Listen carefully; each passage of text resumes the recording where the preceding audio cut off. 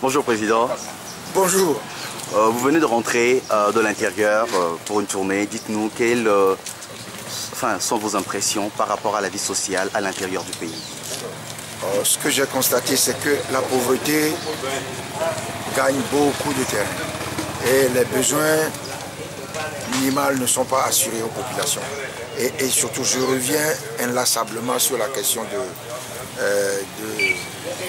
l'absence d'eau potable dans la plupart des localités que nous avons ici. Et ça, c'est déplorable pour notre pays. Il faut très rapidement mettre en place un programme pour assurer aux populations au moins l'eau. Et bon, ne parlons pas des autres, les écoles, les infrastructures sanitaires, les routes. Il y a beaucoup à faire. Et je crois que nous avons du travail. C'est l'impression générale que tout ça me laisse. Alors samedi, le CST appelle à une grande marche et vous êtes membre de ce collectif. Quel est le message que vous avez pour la population togolaise par rapport à cette marche? D'abord, les populations togolaises doivent participer massivement à cette manifestation à laquelle nous les invitons parce que il faut démontrer au pouvoir en place que les populations sont favorables dans leur grande majorité à la tenue du dialogue et aux réformes constitutionnelles et institutionnelles en vue des prochaines élections. Et donc les populations doivent participer. Nous, le message que nous adressons, c'est que on dit en politique la lutte populaire est invincible. Les populations doivent jouer leur partition. Nous faisons ce que nous pouvons, mais nous ne pouvons rien sans les populations. C'est elles qui nous donnent la force que nous avons. Donc elles doivent se mobiliser derrière les mots d'ordre que nous lançons. D'aucuns pensent que vous auriez pu encore saisir de nouveau le chef de l'État et surseoir à la marche. Oh non, il y a le langage que le pouvoir comprend et le langage qu'on lui tient. Nous avons, c'est vrai, à un moment donné, jugé opportun d'aller rencontrer le chef de l'État. Je crois que c'était une bonne chose pour que les gens sachent que nous ne négligeons rien. Les démarches que nous avons à faire en direction du pouvoir, nous les faisons. Maintenant, si le pouvoir nous démontre qu'il ne veut pas entendre, il y a le langage qu'il faut lui parler.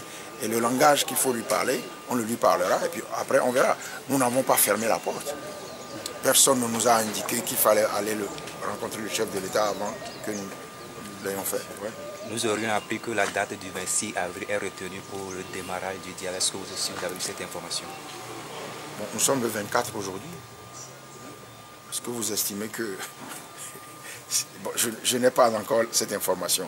Et je crois que si le dialogue va se retourner, il doit y avoir des consultations, des concertations avant pour préparer le dialogue, si le dialogue doit être une chose sérieuse. N'est-ce pas? Et je pense que c'est une chose très sérieuse qui nécessite une bonne préparation. Parce que vous vous souvenez de ce que, je crois que c'est Monseigneur Bariga qui disait que les dialogues au Togo ne marchent pas en raison de leur mauvaise préparation ou d'absence de préparation. Donc il faut bien préparer. Bon, je ne suis pas informé de... Mais Djibril Bassolé était dans le pays il y a quelques jours. Oh. Est-ce que ce n'était pas pour ces mêmes raisons? Je n'en sais rien. Djibril Bassolé est un ami. Il aurait pu me téléphoner qu'il était là. D'autant que la dernière fois qu'il était là, on n'a pas pu se voir parce que j'étais en tournée dans la région maritime et il était là, on n'a pas pu se voir. Et on s'est échangé des textos. Et bon, non, vraiment, je ne sais rien au sujet du démarrage du dialogue ces jours-ci. Alors aujourd'hui, quelle est l'ambiance entre vous et les autres partenaires politiques? Je souhaite qu'il y ait une bonne ambiance entre nous. C'est pour ça que moi je ne réponds jamais aux critiques dont je suis l'objet. Critiques, bon, la plupart du temps infondées, mais ça ne fait rien. Quand on fait de la politique, il faut accepter d'être critiqué. Nous ne répondons pas publiquement parce que je pense qu'à un moment donné, nous allons devoir nous retrouver. Et pour laisser la chance à ces retrouvailles, il ne faut pas répondre, il ne faut pas ajouter ou entretenir la polémique. C'est pour ça qu'on ne dit rien. Je pense que nous sommes préoccupés par les retrouvailles entre partenaires de l'opposition. Monsieur Pape, selon certains de vos partenaires, vous n'êtes pas un rassembleur. Qu'attendez-vous faire pour rallier tout ce monde-là? Je crois que déjà le fait que je ne réponde pas aux critiques qu'on m'adresse montre que je fais un effort pour que l'opposition soit unie. Vous savez, il y a des gens qui disent on doit se réunir et tout. Et puis dans le même temps, ils disent des choses qui empêchent l'union. Qu'est-ce que vous voulez que moi j'y fasse?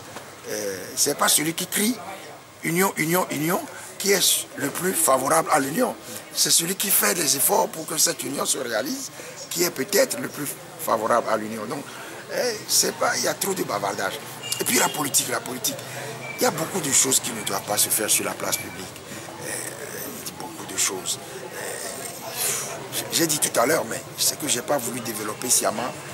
Le plan B ne se développe pas sur les médias.